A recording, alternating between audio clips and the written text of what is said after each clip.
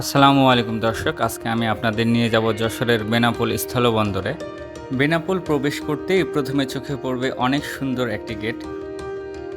বাংলাদেশ ও ভারতের মধ্যকার স্থল বাণিজ্যের প্রধান কেন্দ্র এই বেনাপোল।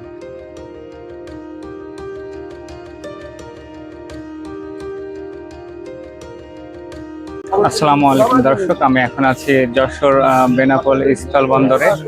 আর এটা হচ্ছে স্থলবন্দরের প্রধান গেট। আমি এই পাশটায় আছি বাংলাদেশ, আর আমার পেছন পারে দেখতে পাচ্ছেন ওই দিকটাই হচ্ছে ইন্ডিয়া। তো আমাকে এখানকার সেনাবাহিনী বিজিবি বর্ডার গার্ড বললেন যে ওই পাশে যাওয়া যাবে না, সেজন্য আমি এখান থেকে ভিডিওটা করছি। আর আপনাদের একটু ঘুরে দেখানোর চেষ্টা করব। চলুন যাওয়া যাক। বিশ্বকবি ও বিদ্রোহী কবির পেছন থেকে ভারতের সীমানা শুরু। এই সড়ক দিয়ে দুই দেশের পণ্য আমদানি ও রপ্তানি করা হয়ে থাকে।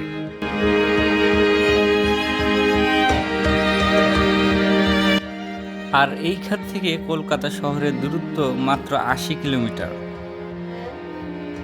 বাংলাদেশ ও ভারতের মধ্যকার স্থল বাণিজ্যের প্রধান কেন্দ্র এই বেনাপোল। দেশের স্থল বাণিজ্যের ৯০% এই স্থলবন্দর দিয়ে হয়ে থাকে।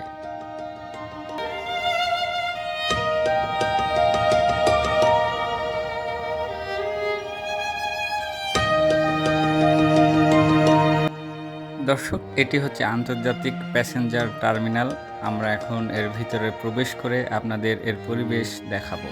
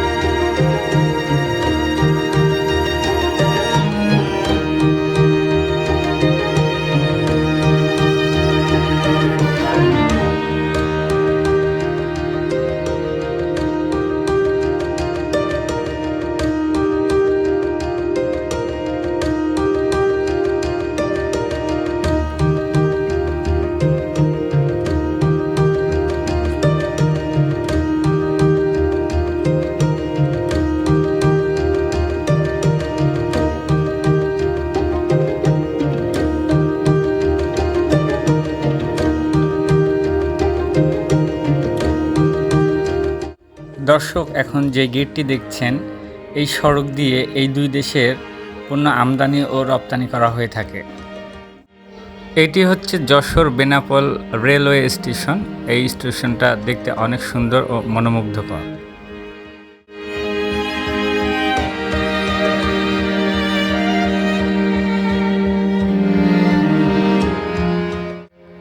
বেনাপোল স্থলবন্দর দেখা শেষে আমরা বেরিয়ে পড়ি গ্রামের প্রাকৃতিক সৌন্দর্য ও লোকালি ইন্ডিয়ান বর্ডার ও বাংলাদেশ বর্ডার দেখার জন্য। ওই যে দূরে দেখা যাচ্ছে আপনার ইন্ডিয়ান বর্ডার, সম্ভবত ওই পাশে তার কাটার বেড়া আছে।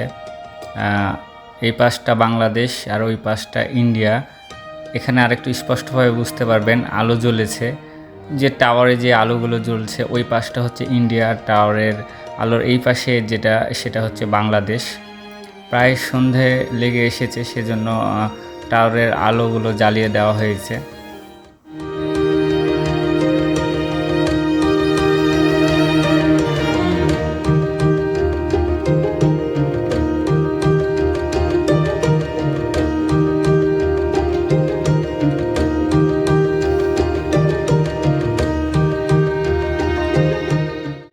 দর্শক, এই মুহূর্তে আমি চলে এসেছি বেনাপোল স্থলবন্দরের আবাসিক এলাকায়। গেটের ভিতরে ঢুকতে এই ফলকটি আছে, এইখানে আপনারা দেখতে পাচ্ছেন।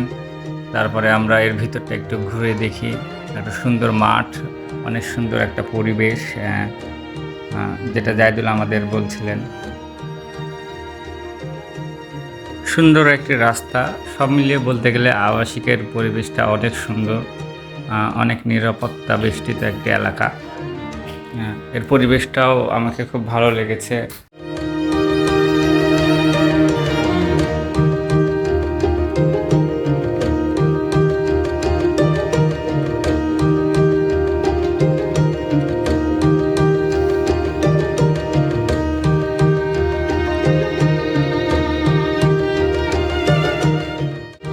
দর্শক, আজকে সারাদিন বেনাপোল স্থলবন্দর ঘুরলাম, আর বিকেল থেকে জায়দুল আমার সাথে ছিল, আমার ওয়াইফও আছে সাথে। তো ইতিমধ্যে সন্ধ্যা পেরিয়ে রাত হয়ে গেছে। আজকে এ পর্যন্ত বিদায় নিচ্ছি। সবাই ভালো থাকবেন, সুস্থ থাকবেন। আল্লাহ হাফেজ।